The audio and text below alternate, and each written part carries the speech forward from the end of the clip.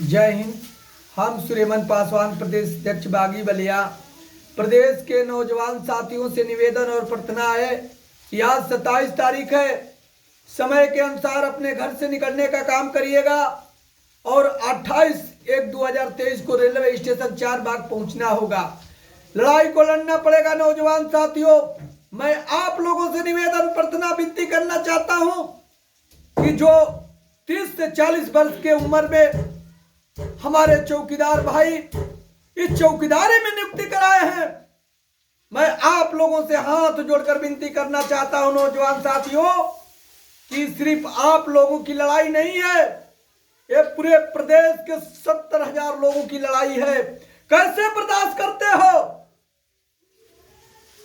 मैं पूछना चाहता हूं कि आज अंग्रेजों के जमाने से ये लाल पगड़ी पर हम लोग ड्यूटियां करते हैं और सरकार हम लोग को अनदेखी कर रही है और आप लोग कहते हो कि 144 धारा है। मैं आप लोगों से निवेदन प्रार्थना करना चाहता हूं कि उस लखनऊ में आप लोग को चलना होगा, संघर्ष करना होगा। हमारे बुजुर्गों ने कहा है कि अगर सीधी अंगुरी घी नहीं निकलता है तो टेढ़ी करना पड़ता है। तो नौजवान साथियों से कहना चाहता हूं कि आप लोग एकता बनाकर लखनऊ पहुंचिए ताकि हम लोग दमदारी के साथ इस अनदेखी सरकार को हम लोग अपनी बात कहने का काम करेंगे। कैसे बर्दाश्त करते हो तुम लोग कि हमारे माताएं बहनों को थाने पर प्रताड़ित किया जाता है, झाड़ू लगवाया जाता है, बर्तन मजवाया जाता है, चाचा बुजुर्ग गोड़ को ईटा ढोवाया जाता है। आए आप लोग नौजवान साथियों, आप लोग उस थाने पर देखने का काम करते हैं, किस लिए आप लोगों की जवानी काम आएगी? जो अपने भविष्य के बारे में आप लोग विचार नहीं करते हैं, मंथन नहीं करते हैं कि हम लोग को 2500 जब रुपया मिलता है, तनख्वाह आती है, तो बच्चा कहीं कपड़ा के मांगता है, फीस के मांगता है, परिवार कहीं लुग्गा कपड़ा के मांगती है, तो आंखों से आंसू आ जाता है। समझ नहीं आता है कि 2500 रुपया में क्या करे।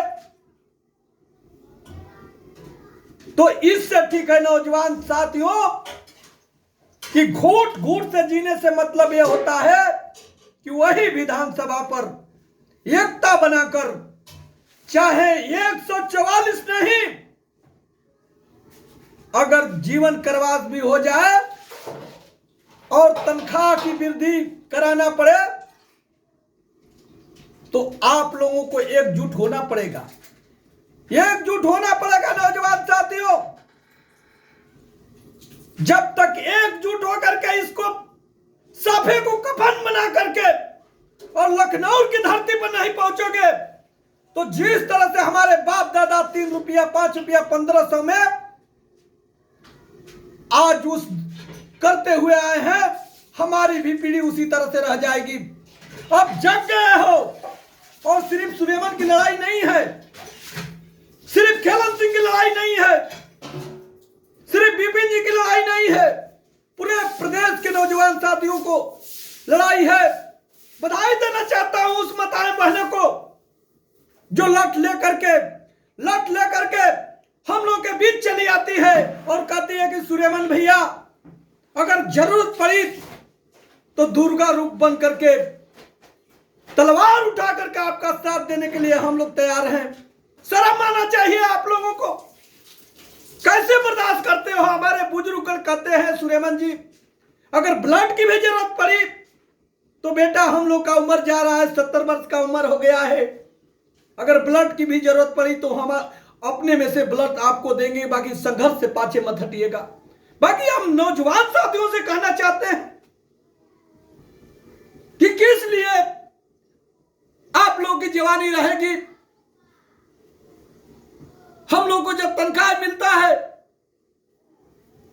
तो 2500 रुपया जब मिलता है तो दिमाग काम नहीं करता है। कैसे हम लोग सहन करते हैं? इसको लेकर के बाल बच्चों की लड़ाई है। मैं हाथ जोड़कर विनती करना चाहता हूं कि समय से अपने घर से इस इस लाल गमछे को लेकर के और कफन बांध करके निकल जाइए, लट ले लीजिए। अब मैं विश्वास दिलाना चाहता हूं कि जो लोग कहते हैं कि 144 धारा है, आपका बेटा पहले रहेगा जहां आप लोगों का पसीना बहेगा, सुरेमन पासवान का खून बहेगा। इसी के साथ आप सबसे निवेदन और प्रार्थना विनती करना चाहता हूं कि लखनऊ के धरती पर 28/1/2023 को समय 10 बजे जरूर पहुंचे चारबाग रेलवे स्टेशन। जय हिंद, जय भारत।